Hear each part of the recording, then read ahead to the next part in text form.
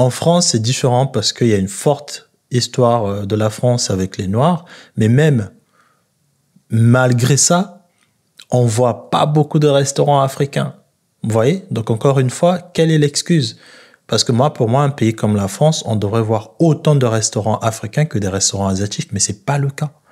Hello les gars, j'espère que vous allez bien. Donc on est en Espagne, Barcelone. Petite visite avec ma femme. Et ça fait quelques jours qu'on est là et j'ai remarqué quelque chose que je souhaiterais partager avec vous. Alors, aucunement cette vidéo a pour intention de descendre qui que ce soit. C'est un constat que j'ai fait. Alors, sachez déjà, quand une vidéo commence comme ça veut dire que je vais descendre les gens. Mais je demande la permission pour le faire. Mais honnêtement, j'ai remarqué ça, et ça c'est un constat. Je veux aussi englober les autres expériences de voyage que j'ai eues. Depuis qu'on est ici, au fait, déjà c'est un peu normal. Il n'y a pas beaucoup de Noirs. On est en Espagne. C'est un peu normal, mais c'est pas aussi normal. Il y a beaucoup beaucoup des étrangers ici, et beaucoup des Asiatiques du Nord, donc Chine, Corée, tout ça, et les Asiatiques aussi, Indiens et Pakistanais, comme d'habitude. Hein. Je pense pas que jusque là vous êtes surpris.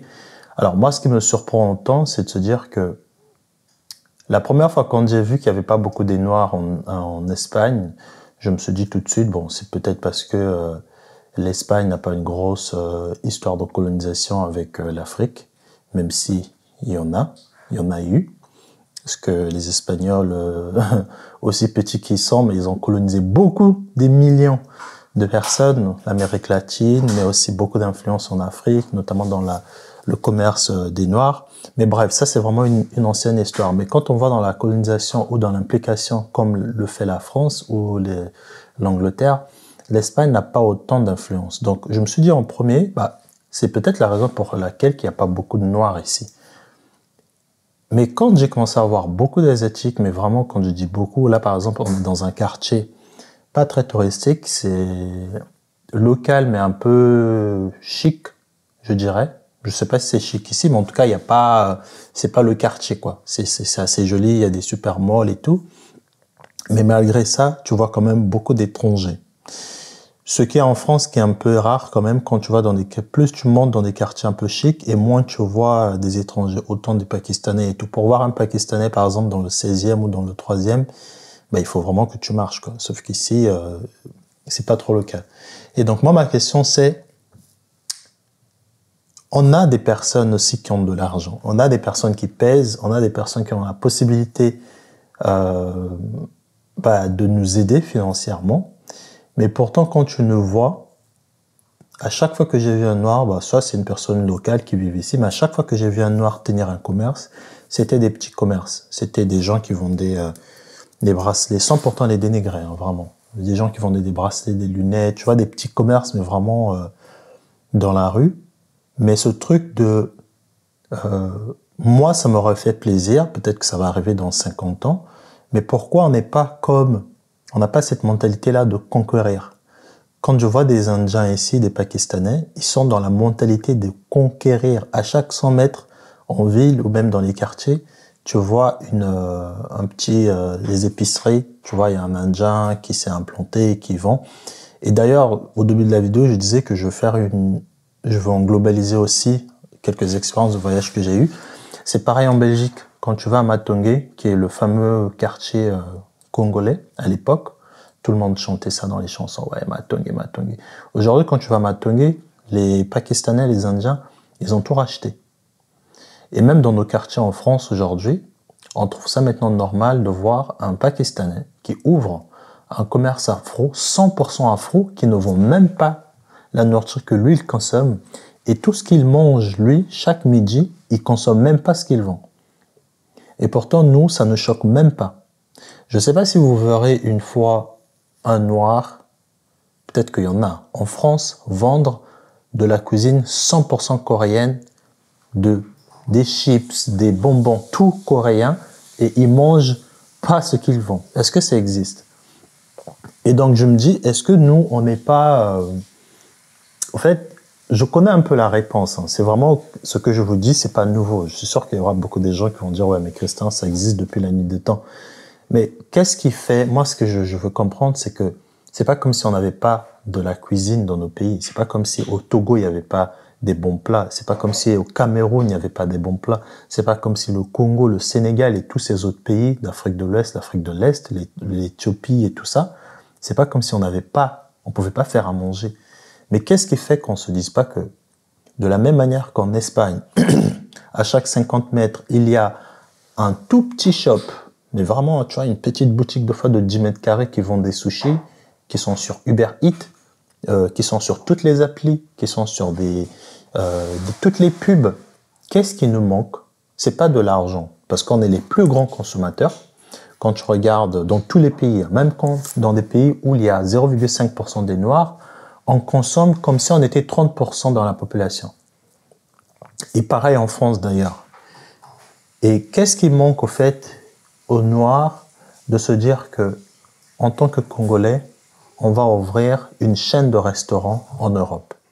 On va ouvrir une chaîne de restaurants où on va vendre le pondou, tout ce qui est matembele, du poisson, des plats de chez nous. En fait, il y a tellement, surtout au Congo, il y a tellement des plats, il y en a une vingtaine. Qu'est-ce qui nous manque? C'est pas de l'argent, peut-être que c'est la mentalité. Au fait de se dire que si tu veux avoir un restaurant, et on a regardé un restaurant, c'était nigérien, hein? Je sais plus. Ouais, on a vu un restaurant africain, et à chaque fois que tu vois un restaurant africain, c'est toutefois un truc luxueux. Mais genre, pour aller manger là-bas, il faut que tu t'habilles, genre c'est toujours des soirées. Mais pourquoi on ne fait pas des restaurants normaux? Tu rentres, tu manges et tu vas chez toi.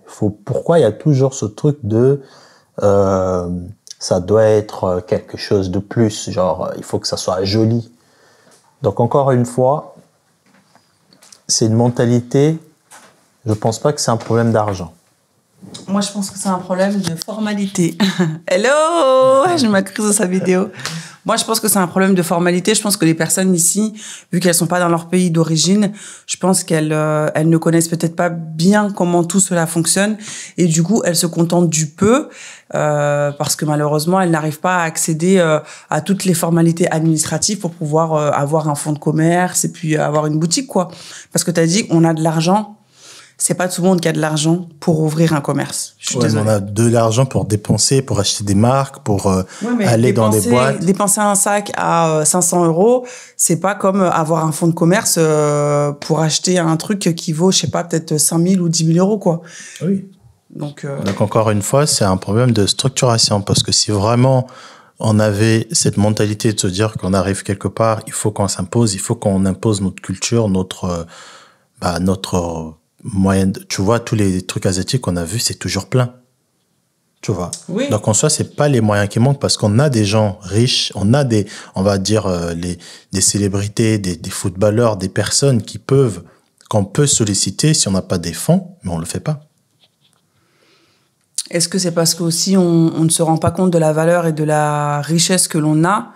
Et c'est la raison pour laquelle on n'arrive pas à transformer justement tout ce qui est côté food ou même culturellement parlant en un business et en générant un profit.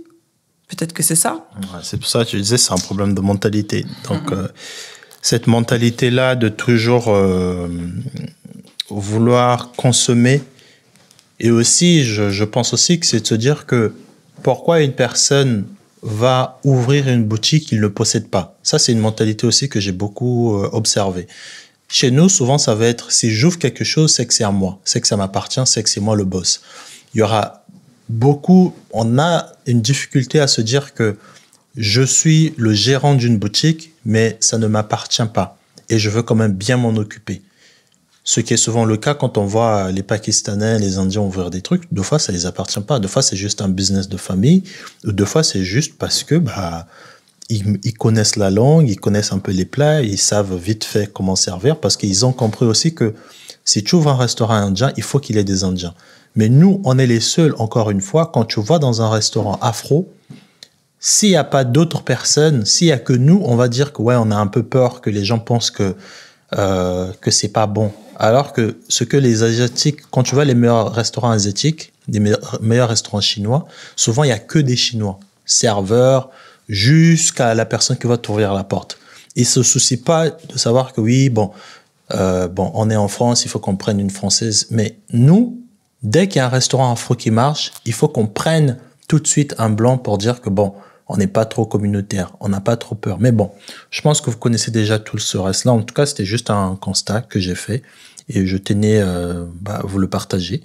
Dites-moi ce que vous en pensez dans les commentaires parce que je pense que c'est un sujet qui mérite une vraie réflexion. C'est pas l'argent qui nous manque.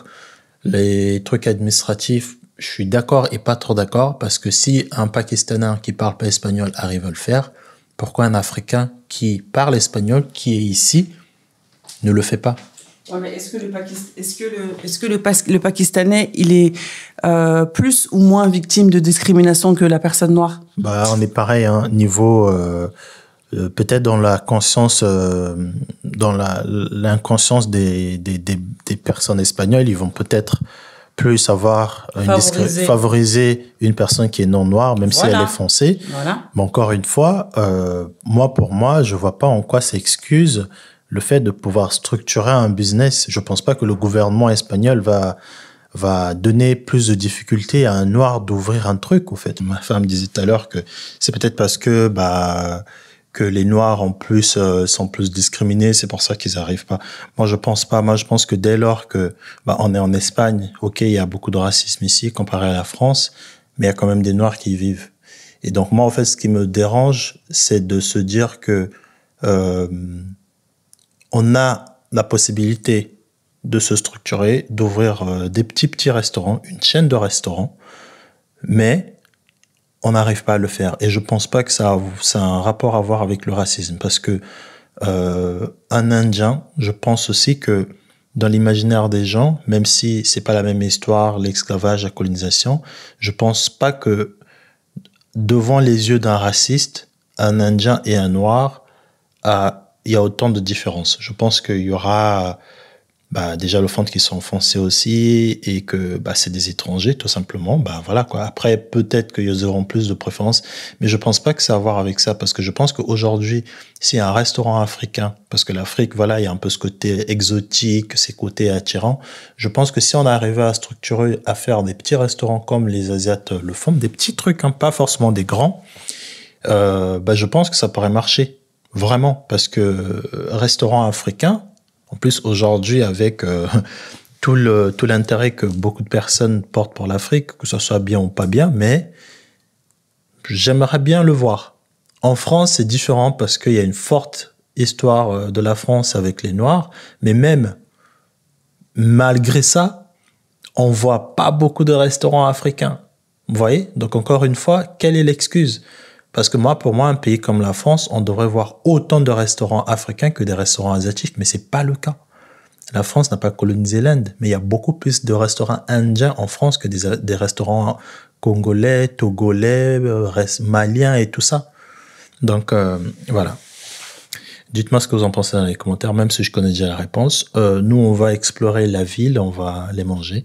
Et see you next time dans une autre vidéo.